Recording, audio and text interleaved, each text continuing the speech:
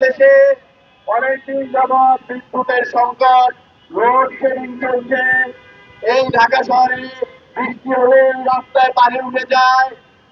এখন আবার নতুন করে শুরু হয়েছে রাজধানী সহ সারা দেশে গ্যাসের সংকট। এই গ্যাসের সংকট নিয়ে যখন আমরা দেখতে পাই এর মূল কারণ কি, আমরা দেখি আমাদের যে চাহিদা রয়েছে সারা দেশে প্রায় 3800 মিলিয়ন ঘনফুট যে গ্যাসের চাহিদা, এর অর্ধেকের বেশি আমাদের বিদেশ থেকে আমদানি করে নিয়ে আসতে হয়। সেই আমদানি যখন আমরা করতে যাই, আমাদের যে এলএনজি টার্মিনাল গুলো রয়েছে, সেই এলএনজি টার্মিনাল গুলো এখনো নিয়ন্ত্রণে রয়েছে আওয়ামী লীগ, মাফিয়া, ব্যবসায়ী গোষ্ঠী রয়েছে, সাবেক গ্রুপ সহ আরো অন্যান্য গ্রুপের হাতে।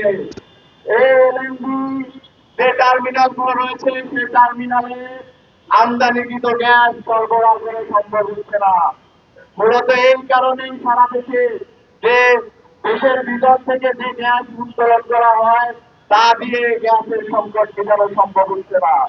এই যে আমরা পেট্রো বাংলার পাশে দাঁড়িয়ে আছি, শুনতে পেয়ে পাই এই পেট্রো বাংলার বিভিন্ন পদে চেয়ারম্যান পদে বসার জন্য 20 কোটি, 50 কোটি, 100 কোটি টাকা দিয়ে চেয়ারম্যান পদে বসানো হয়।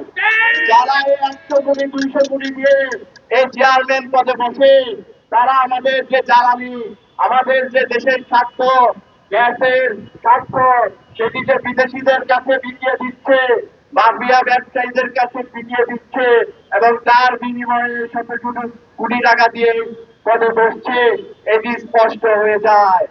আজকে জ্বালানি মন্ত্রী বলেছেন 1 আগস্ট থেকে গ্যাসের সংকট দূর হয়ে যাবে, বা সর্বোচ্চ 10 আগস্ট লাগতে পারে। আমরা জ্বালানি মন্ত্রীকে জানাতে চাই, 10 আগস্টের মধ্যে যদি আপনারা এই গ্যাসের সংকট দূর করতে না পারেন, সারা দেশে, রাজধানী সহ সারা দেশের মানুষ কিন্তু এই গ্যাসের অফিসগুলো ঘেরাও দিবে। আমাদের যারা এই ঢাকা শহরে বসবাস করে, কর্মজীবী মানুষ, চাকরিজীবী মানুষ, ব্যাচেলর, তারা এমনিতেই সারাদিন খেটে বাসায় গিয়ে 2 মুঠো ভাত খাওয়ার জন্য যে সারাদিন পরে যাবে, বাসায় গিয়ে গ্যাস নাই, বাচ্চা কাচ্চা স্কুলে যাওয়ার আগে কিনে যেতে পারে না, সেই হোটেলে গিয়ে খেতে হলে আমাদের জীবনযাত্রার মান দ্বিগুণ হয়ে যাচ্ছে। আজকের আরেকটি সংবাদে দেখতে পেয়েছি 15 টাকার গ্যাস নাকি 25 টাকা করা হবে, 48 টাকার গ্যাস নাকি 70 টাকা করা হবে।